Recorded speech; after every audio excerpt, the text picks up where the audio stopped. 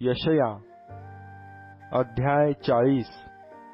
सांत्वन करा, माझ्या लोकांचे सांत्वन करा, असे तुमचा देव म्हणतो।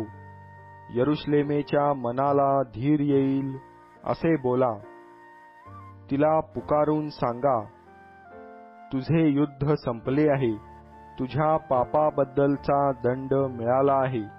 परमेश्वराच्या हातून तुझ्या सर्व पापांचा तुला दुप्पट बदला मिळाला आहे।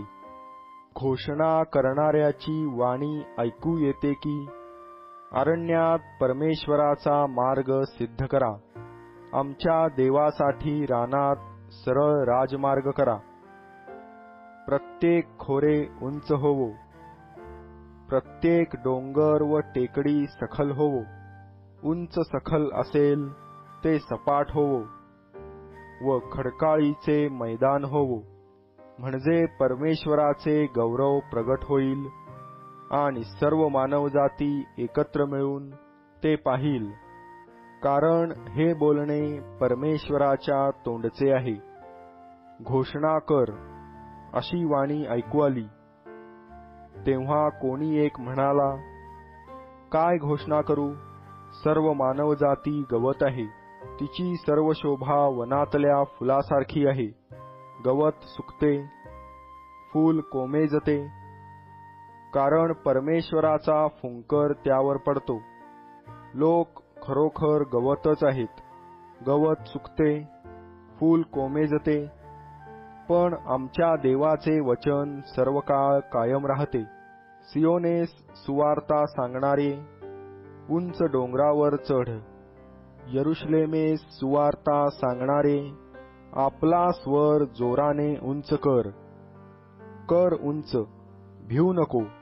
यहुदाच्या नगरास म्हण, तुमचा देव पहा, पहा, प्रभू परमेश्वर पराक्रम्यासारखा येत आहे। त्याचा भुज त्याचे प्रभुत्व चालविल। पहा, वेतन त्याजवळ आहे व प्रतिफळ त्याच्या हाती आहे। मेंढपाळाप्रमाणे तो आपल्या कळपास चारील।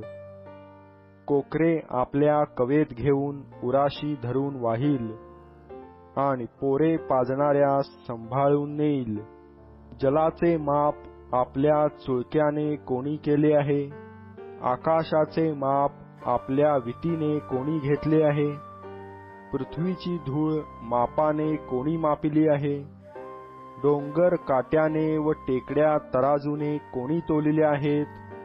परमेश्वराच्या आत्म्याचे नियमन कोणी केले आहे? त्याचा मंत्री होऊन त्याला कोणी शिकविले आहे? त्याने कोणाला मसलत विचारिली? सन्मार्गाविषयी समज देऊन त्याला कोणी शिक्षण दिले? त्याला कोणी ज्ञान शिकविले?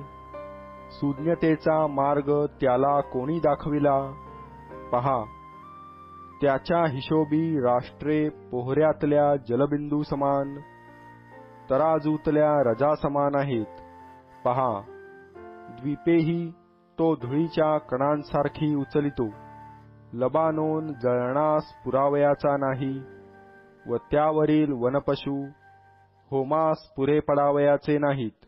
सर्व राष्ट्रे त्याजपुढे काहीच नाहीत। त्याच्या हिशोबी ती अभाव व शून्यता याहूनही कमी आहेत। तुम्ही देवाला कोणाची उपमा द्याल? त्याच्याशी कोणती प्रतिमा लावून पाहाल? कारागीर मूर्ती ओतून तयार करीतो, सोनार तिला सोन्याच्या पत्र्याने मढवितो, तिच्यासाठी चांदीच्या साखळ्या घडितो। जो दारिद्र्यामुळे अर्पण आणण्यास समर्थ नाही, तो न कुजणारे लाकूड निवडून घेतो। न ढळणारी अशी मूर्ती बनविण्यासाठी तो चतुर कारागीर शोधून काढितो। तुम्हास कळत नाही काय? तुम्हास ऐकू येत नाही काय? प्रारंभापासून तुम्हाला हे कळविले नाही काय? पृथ्वीचा पाया घातल्यापासून हे तुम्हास समजले नाही काय? हाच तो पृथ्वीच्या वरील नभोमंडळावर आरूढ झाला आहे। तिच्यावरील रहिवासी टोळा समान आहेत। तो आकाश मलमलीप्रमाणे पसरितो, राहण्यासाठी तंबू ताणितात तसे ते तो ताणितो. तो अधिपतींना कसपटासमान लेखितो. पृथ्वीच्या न्यायाधीशांना शून्यवत करीतो. त्यांना लाविले न लाविले, पेरिले न पेरिले, त्यांचे मूळ भूमीत रुजले न रुजले, तोच तो त्यावर फुंकर मात्र घालितो, म्हणजे ते सुकून जातात. वादळ त्यास भुसाप्रमाणे उडवून नेते. मी कोणाशी तुल्य आहे, म्हणून त्यांची उपमा मला तुम्ही द्याल, असे पवित्र प्रभू म्हणतो. आपले डोळे वर करून पहा, ह्यांना कोणी उत्पन्न केले? तो त्यांच्या सैन्याची मोजणी करून त्यास बाहेर आणितो. तो त्या सर्वांस नावानी हाका मारितो. तो महासमर्थ व प्रबळ सत्ताधीश आहे, म्हणून त्यापैकी कोणी उणा पडत नाही. हे याकोबा, असे का म्हणतोस? हे इस्रायला, असे का बोलतोस की माझा मार्ग परमेश्वरापासून गुप्त झाला आहे व माझा न्याय देवाच्या दृष्टीआड झाला आहे? तुला कळले नाही काय? तू ऐकले नाही काय? परमेश्वर हा सनातन देव, परमेश्वर दिगंतापर्यंतच्या पृथ्वीचा उत्पन्न करता, थकत भागत नाही. त्याची बुद्धी अगम्य आहे. तो भागलेल्यास जोर देतो, निर्बलास विपुल बल देतो.